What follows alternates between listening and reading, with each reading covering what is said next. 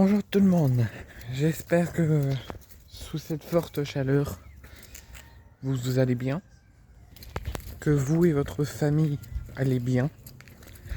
J'ai envie qu'on soit réaliste aujourd'hui. J'ai envie qu'on fasse un point sur un souci qui j'espère sera réglé très rapidement et qui j'espère va se stopper à un moment donné. Parce que si on veut avoir un beau championnat de France, si on veut avoir des diffuseurs, si on veut avoir des choses qui se passent sur le long terme, il va falloir prendre des décisions fortes et des mesures fortes pour amener à une stabilité au sein des instances du football, au sein du football actuel, pour améliorer et faire le point sur ce qui ne va pas. Et pour moi, il y a énormément de choses qui ne vont pas dans le football actuel et dans le football français particulièrement.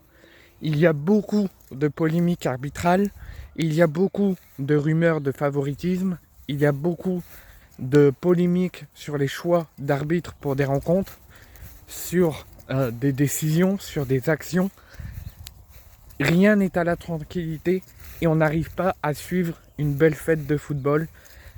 Féliciter les acteurs de jeu, c'est pas possible. Il y a toujours une problématique. Et ça, il va falloir vite et rapidement le régler. Pourquoi je suis énervé ? Parce que vous allez devoir encore vous prendre la tête pour savoir quel sera le prochain diffuseur de notre ligue. Vous allez encore devoir mettre de l'argent de votre poche, peut-être plus que ce que DAZN proposait. Vous allez devoir peut-être encore payer 2 fois plus que cette fois-ci. Un match pour beIN de la Ligue 1 cette année.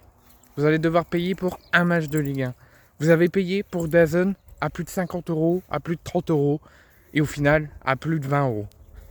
Et là, ça pourrait changer dès la saison prochaine où beIN Sport garderait une partie de la Ligue 1, voire peut-être pas du tout, puisque Canal+ pourrait remplacer beIN Sport et essayer de tourner avec une autre chaîne que la Ligue va organiser pour la Ligue 1.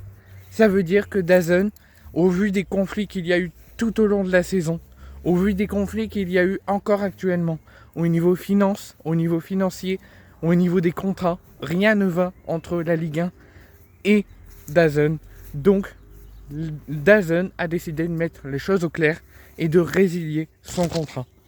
DAZN restera là jusqu'au terme de la saison et quittera son poste au terme de la saison où Canal+ pourrait être le remplaçant, mais les instances réfléchissent à comment remplacer DAZN et peut-être se créer leur propre chaîne de Ligue 1 et avoir